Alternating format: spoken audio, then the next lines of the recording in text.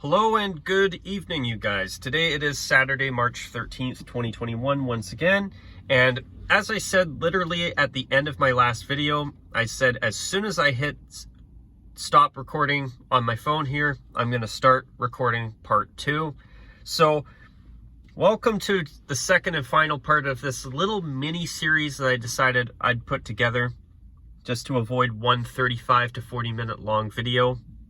And what I'm going to do in this second part is I'm going to discuss my thoughts on a merger between the CFL and the XFL if it were to happen. So the reason I didn't want to talk about it all in one video is I wanted to split it up. I did try doing a video a couple of days ago, and it was about a little north of a half an hour. And I think it's actually worth splitting this up and doing 2 videos instead of just one.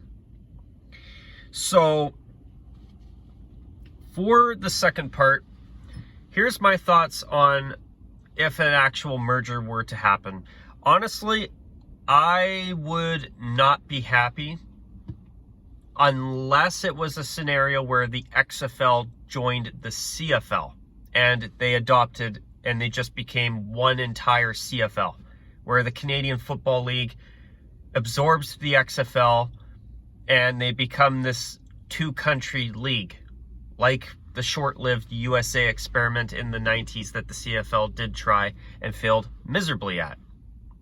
Now, if they decided to have the 2 leagues merge and continue to operate as the one new Canadian Football League, or even, as a Canadian Football League, now that where you still play with the CFL's 3-down game, have the Grey Cup for the winning team, all right, I could live with that.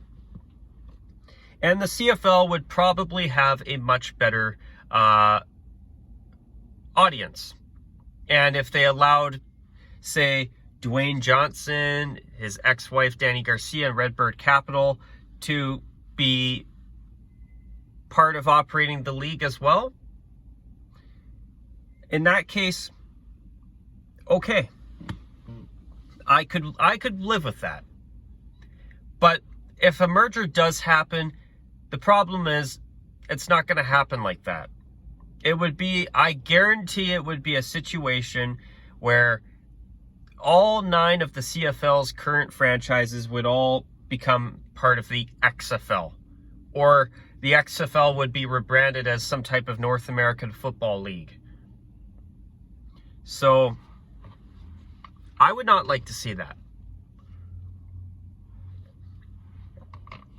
I mean, if the CFL absorbed the XFL and it was still ran as the CFL with our over a century of tradition, our special, unique 3-down game that's unique compared to everybody, including the XFL.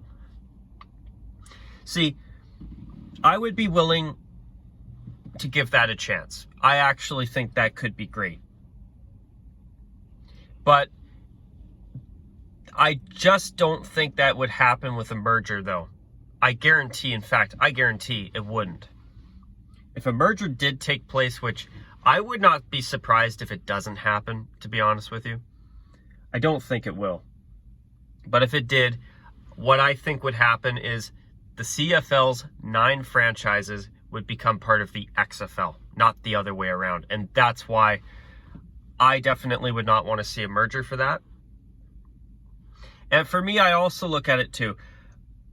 I would not want to see the CFL go away. I would not want to see the CFL go under. And I understand that this pandemic has taken a huge financial toll on a league that barely scrapes by as is. You know, listen, I've been a CFL fan since I was in grade 9 in high school. I've been a CFL fan for almost half of my life. And, you know, especially being a BC Lions fan, for the record, I know what our fan base is like. I know how empty that stadium is more often than not. I know that they don't even open up the second bowl in BC Place anymore because there's not enough fans to justify the extra security costs to have people up in the upper bowl. And there's no need to have all those extra empty seats sitting there. They have their little mini retractable roof for the lower bowl like they've been using for years with the Vancouver Whitecaps of Major League Soccer. So why have that full stadium open with all these tens of thousands of empty seats everywhere when they can close up the upper bowl entirely and have as many fans packed into the lower bowl as possible? And I know the BC Lions, when it comes to their games, they're usually, in recent years, have been averaging fan base sizes around, for home games around what you would see for a Vancouver Canucks game. In a big stadium like that, that's not good. Toronto, they used to play at what is famously known as the Sky Dome, the Rogers Centre in Toronto. All those empty seats and everywhere. Then they decided to move the Argonauts to BMO Field, which is an outdoor stadium where Toronto FC of Major League Soccer plays in. And I know from my own observation that the Argonauts still continue to draw jack all. People don't go to their games either. You know, basically the Saskatchewan Roughriders are the one CFL fan base that draws excellent crowds. Ottawa has been excellent too, but Saskatchewan is by far and away the biggest fan base in the CFL, I guarantee it. Then you have Ottawa and Hamilton that seem to do pretty damn well. And Winnipeg, they do okay. Montreal, they do okay. I think they do okay. And then you have Calgary, I think their McMahon Stadium there in Calgary, I think they can only fit about 20 to 30,000 fans at the most there. I know McMahon Stadium usually does pretty well with attendance. The Stampeders tend to, but also it helps that they've had Bo Levi Mitchell, and the team has been a very good team for the past 10 years. But yeah, I know that when I look at the CFL's fan bases, you have Saskatchewan at number 1. I'd say Ottawa and Hamilton are number 2 and 3. Montreal and Winnipeg are about 3 and 4 or 5. And then you have Edmonton, which I find Edmonton, the Eskimos have been playing in front of rather empty crowds, rather small crowds for a long time. Then you have the BC Lions, which I think BC and Edmonton have about the same average home attendances. I haven't checked those numbers. But then you have Toronto, the biggest city in Canada with the worst fan base in the CFL for attendance. And that's frustrating. You know, I hate seeing that. The Argonauts deserve a better fan base. They really do. And you know, I get it. This pandemic has made the CFL a real big financial mess. I know that. I know personally, as a CFL fan, there are a lot of stadiums in the CFL that play in front of rather small crowds, like the BC Lions and the Argonauts. Vancouver and Toronto should have 2 of the biggest fan bases, considering their populations. But no. Of course not. Of course, they play in front of rather empty crowds a lot of times.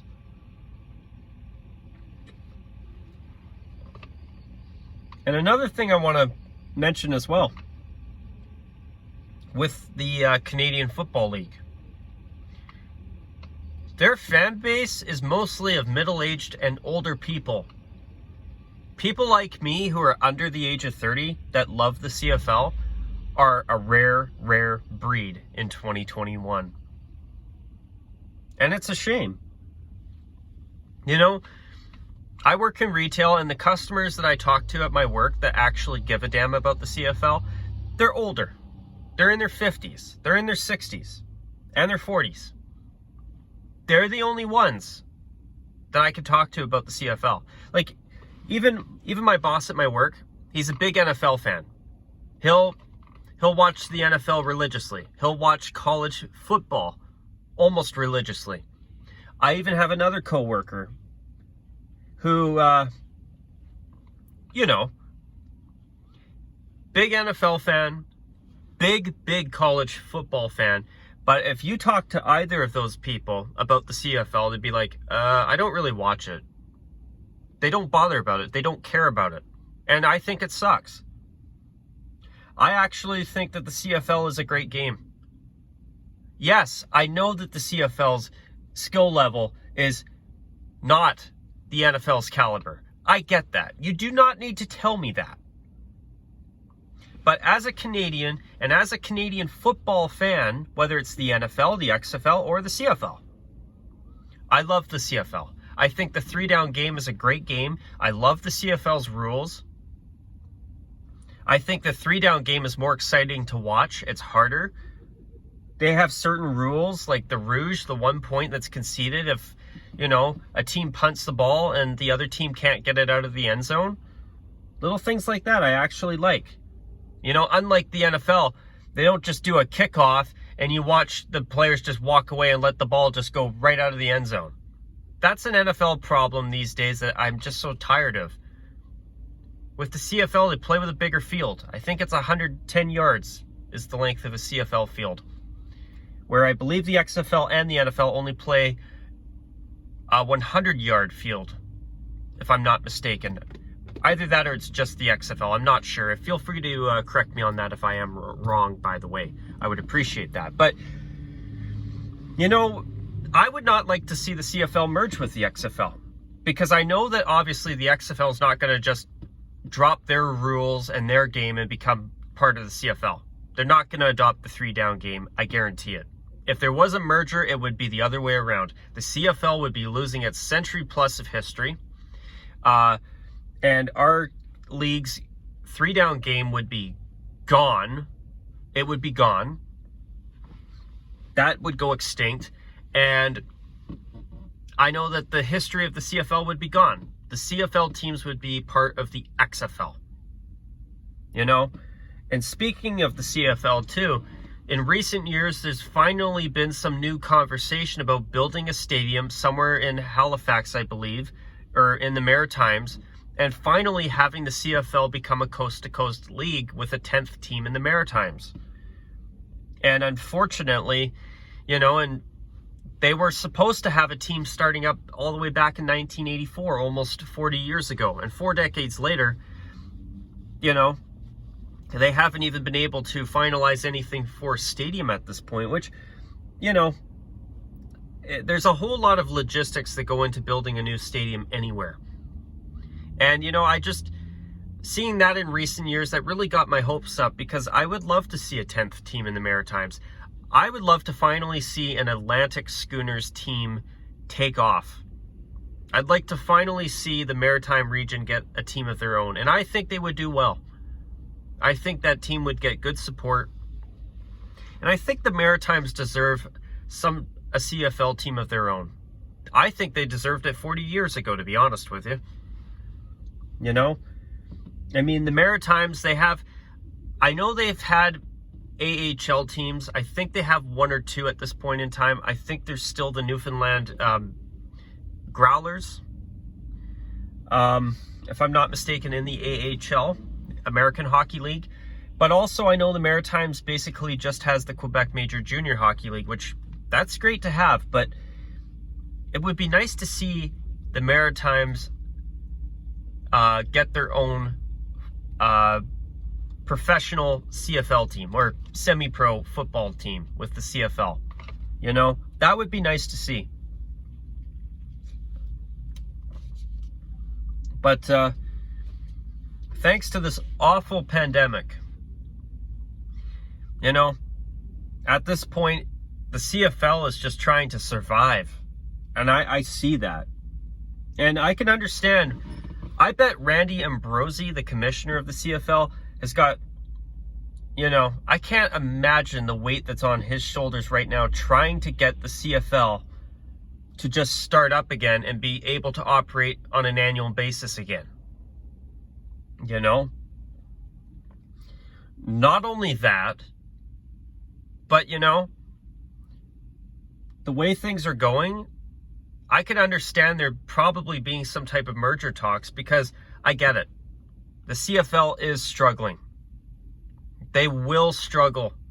Their fan base is sadly getting smaller and smaller. More and more people in my generation, which I like to jokingly call Generation Whiner, aka the Millennials and the Zoomers.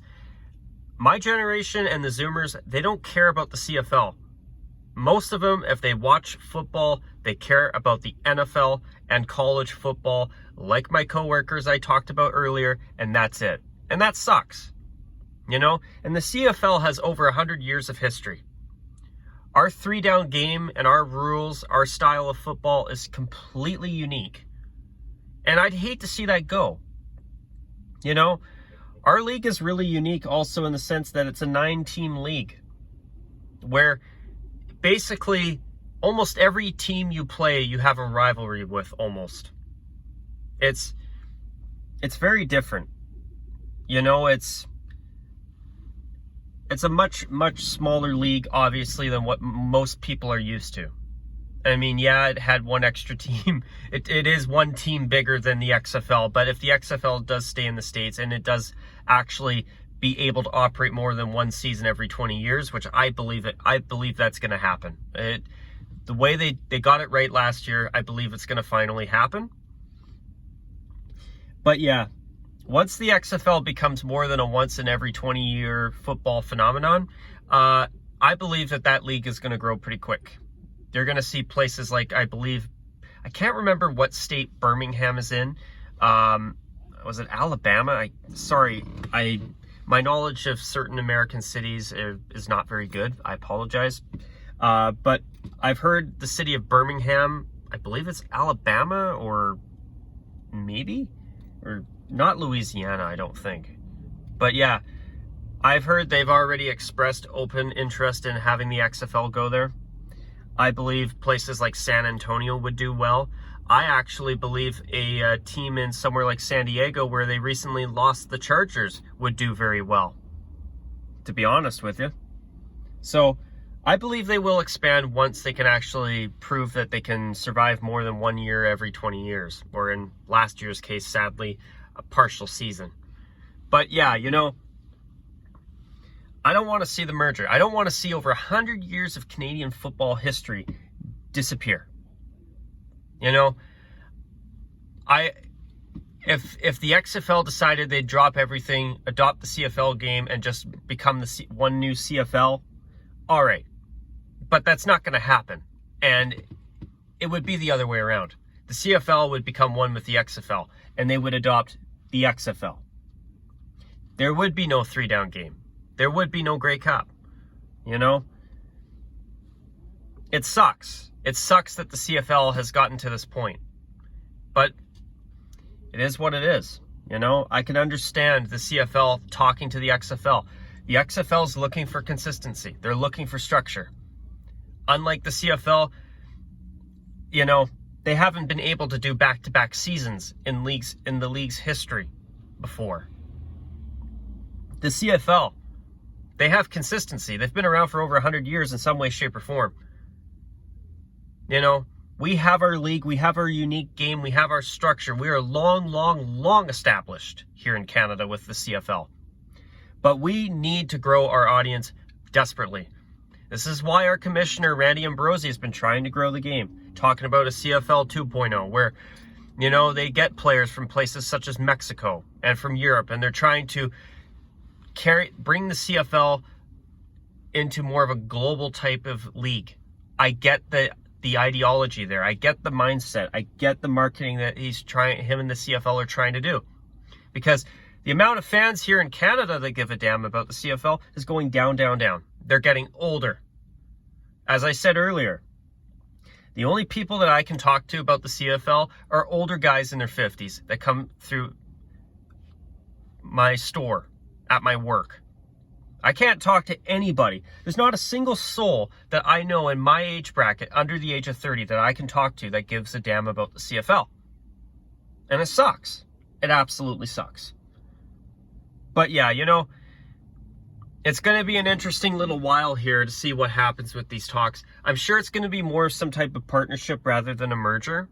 But I wanted to do this. I wanted to talk about my thoughts on a merger. I'd hate to see the CFL go. You know, I actually think the CFL 3-down game is better than the NFL's game. Call me crazy, but I love the CFL. And I just would hate to see our tiny little league up here in Canada go. And I can understand if, you know, if it does go, if this pandemic puts the final nail in the coffin in the CFL, that would not surprise me. But I just hope that doesn't happen. I just hope that all 9 of the CFL's teams do not get absorbed by the XFL. And I also hope, you know, I know that the reason I say that because I know I've kind of sounded a little back and forth saying, you know, the XFL CFL merger could be good, but the only reason I've said that is that my condition would be that the XFL would have to become the CFL and adopt our game, adopt the Grey Cup, merge with us. But that's never going to happen. So I don't want to see the CFL become part of the XFL. If you get what I'm saying. It's an awful situation. It really is. And I just hope the CFL can recover. And I also hope that more people will start to give the CFL a chance here in Canada and actually go to the games. You know, if I could go to more games, honestly, I would. But also another thing too, I'd love to see the CFL finally get a team in the Maritimes. I think that would be great for the league. Making it a 10-team league instead of 9. That would be great. But unfortunately, right now, the way things are with the economic situation and the global situation for that matter, I wouldn't be surprised if that's not going to be happening anytime soon, unfortunately. But yeah, this whole situation sucks. I just hope these partnership talks will be something that helps make the CFL a little bit more noticeable in the United States, gives it a little bit more exposure, which it desperately needs. And I also hope that the XFL can become a league that actually can be more than once in every 20-year phenomenon, because it deserves to be an annual staple. But another thing too I want to mention here too, I forgot this as well before I wrap up. The XFL is a springtime league and the CFL is a summertime league. Summer through fall, I mean. So how would that work? If there was a merger, I guess would the CFL teams start with the XFL? I guess obviously they would, eh? Or would the XFL start at the same time as the CFL during the summer? Now that's another thing too. I actually was really enjoying the fact that the XFL was a springtime league and the CFL would be a summertime league, and then the NFL would be a fall-winter league. See, that to me would be awesome in a perfect scenario. But since the XFL is a springtime league, it will be, and the CFL is a summer-fall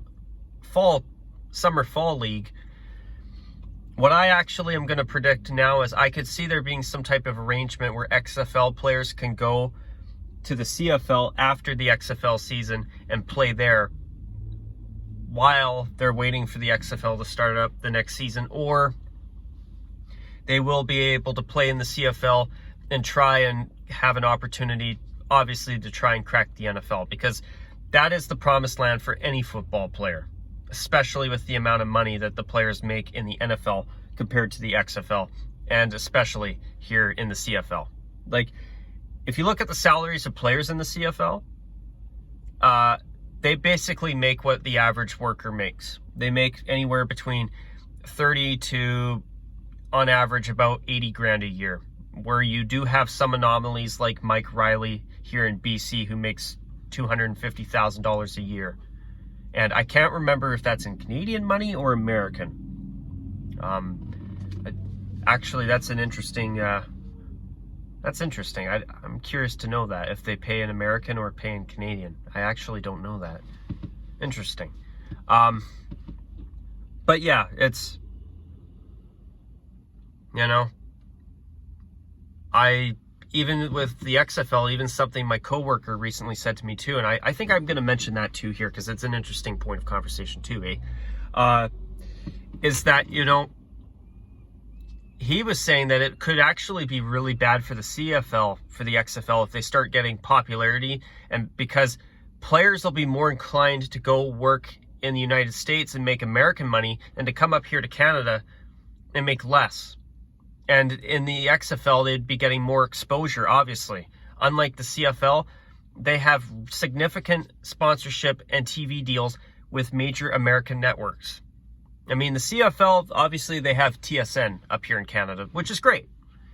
But it's not like the XFL where they have Fox or they have ESPN, for example, broadcasting their games. And the amount of exposure players would get playing in the US in the XFL, especially if it starts becoming more and more popular, compared to the CFL, is obviously going to be night and day. The United States worships football basically the way us Canadians worship hockey. Football is almost like a religion to Americans, whereas hockey for us is more than a sport. It's more like a religion to us. But yeah, you know, that's another thing too. And hopefully, I think a partnership for that would be good too, to help, you know, prevent the CFL losing good talent and losing exposure, and having more and more people not want to play in the CFL. If they had a good arrangement with the XFL, I think that could be beneficial for both leagues for that too, where the CFL would get much needed extra US exposure that I think they desperately need. But anyways, ironically, part 2 of this video has been getting up to about a half an hour in length. There was a lot that I wanted to cover. I don't think I mentioned that there's no visuals in this video. I know I mentioned it in part 1, but I guarantee not everybody's tuning into part 1. I'm sure there's some people that tuned into just this one that did not bother with part 1. And if that's the case, I apologize for not mentioning that and only taking, you know, 26 minutes to mention that. Well, 27 now. But anyway, I'm going to call it a wrap at this point. Please feel free to comment in the comment section below.